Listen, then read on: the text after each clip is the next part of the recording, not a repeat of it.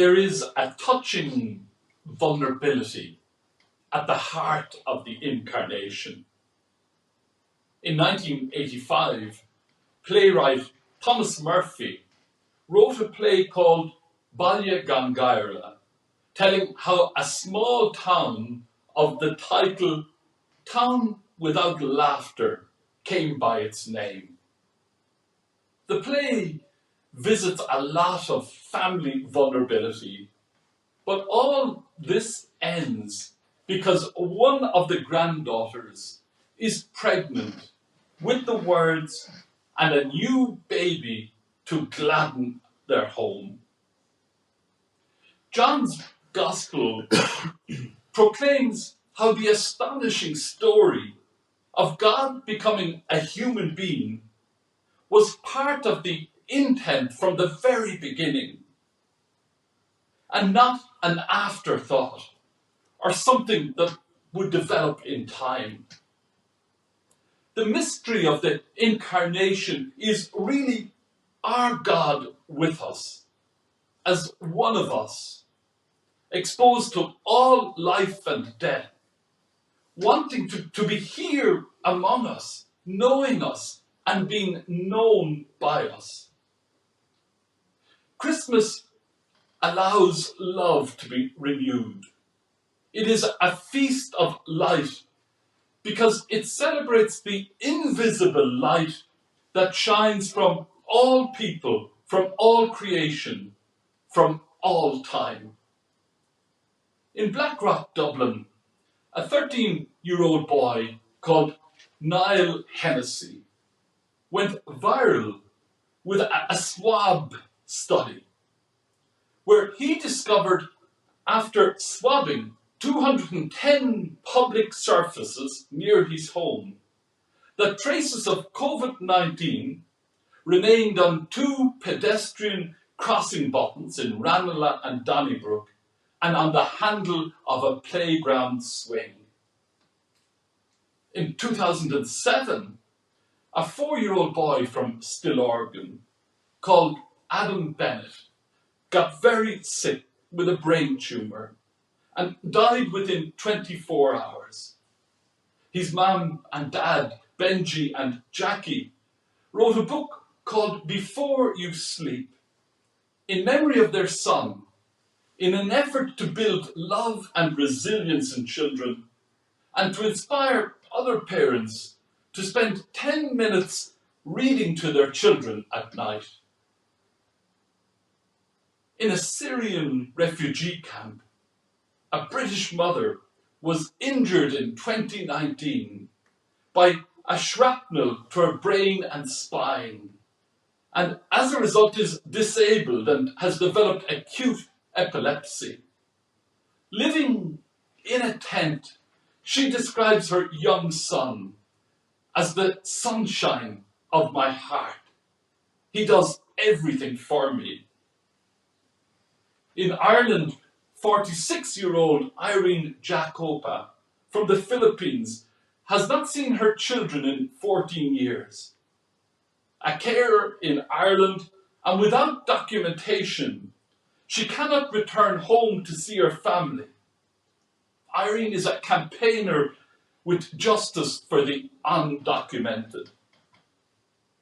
The Christmas message powerfully asserts to each of us that our lives are already full of God. We do not need to go anywhere special to find God. God is at our fingertips, present in all the work we are called to do, in our offices, homes, communities, tents, when we feed and dress our children, forgive them, and read them to sleep. Wherever we go, whatever we do, whether you know it or not, God is always there.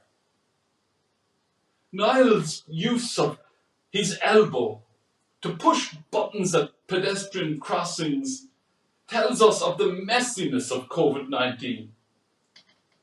Adam's death reminds us how ungentle mourning can be. John's Gospel tells us that God pitched his tent amongst us. And stories from Syria tell us how vulnerable life can be in a tent. The pain of separation from family is so painfully told by Irene Jacopa. Christmas kindles a light in the darkness of mere being.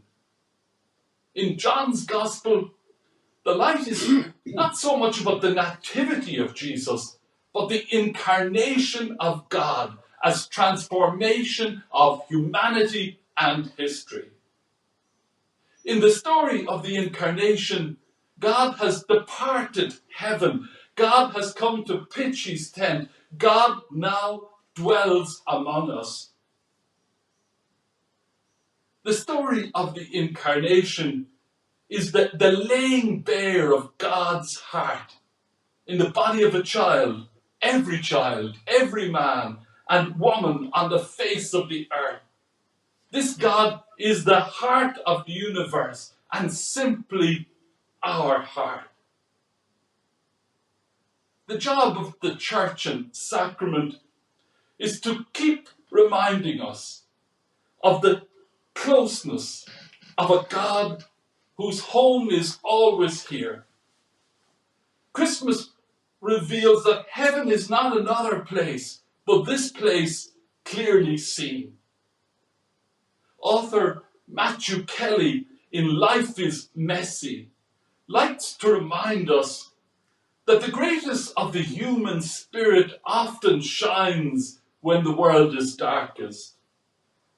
Christmas reminds us that a child's laugh and smile could simply be one of the most beautiful sights and sounds in the world.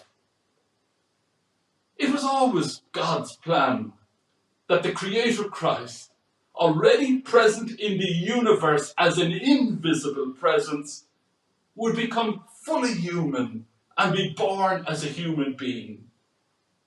The birth of Jesus makes God's active presence visible through the prophetic life of Jesus. A baby crawls through the stable door of incarnation and transforms the fields and faces of creation. Baile Gangaira becomes a place of laughter and glad hearts. Adam Bennett's parents reach an audience of 1 million people with their child-friendly books. Irene Jacopa toasts a change in the Irish government's attitude so that she can get documents and see her children again. The poet Jacopone Benedicti captures all of this in his poem, how the soul, through the senses, finds God in all creatures. I quote, "From 5 sides you move against me, hearing, sight, taste, touch and scent. To come out is to be caught. I cannot hide from you. Amen."